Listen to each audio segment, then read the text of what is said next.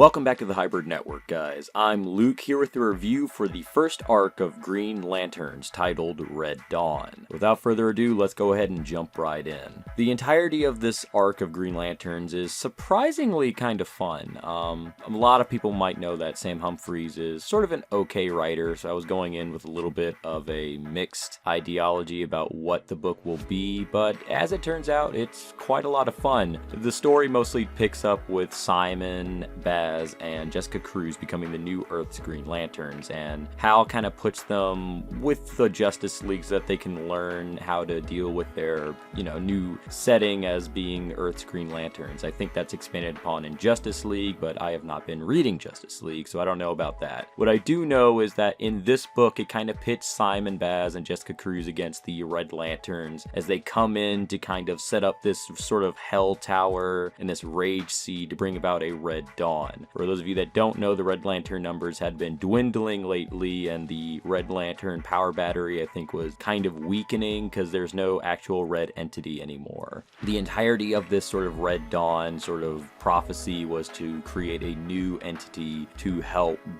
bring about a resurgence of the Red Lantern Corps. It's over the course of the story that Jessica and Simon sort of have to work together in order to face their fears and defeat the Red Lanterns. And I think this is where a big problem in the book comes, because the book seems to reiterate the fears that they have for every single issue, or any time that you might have forgotten that they had a fear, this is their fear.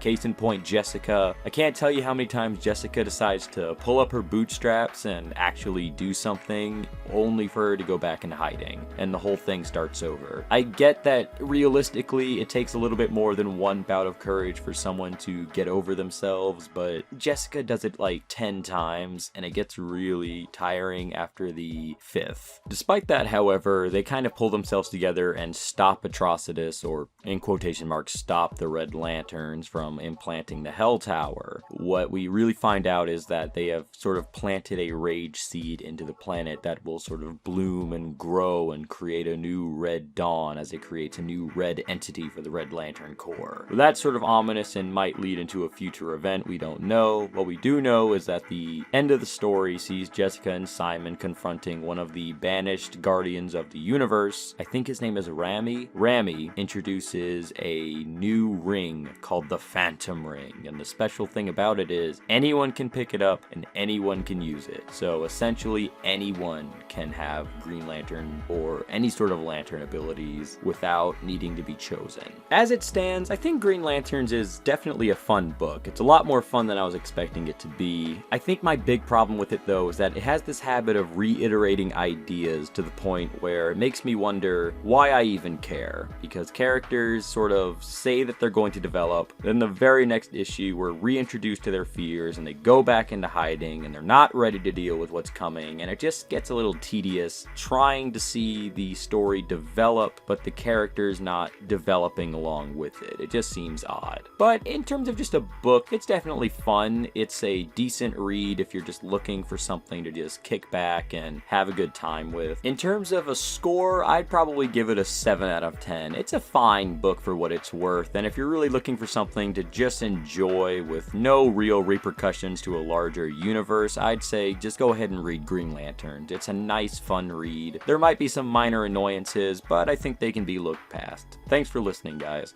Go ahead and subscribe to the Hybrid Network if you want to stay up to date with all of our reviews, podcasts, movie commentaries, and screenplays as they come out.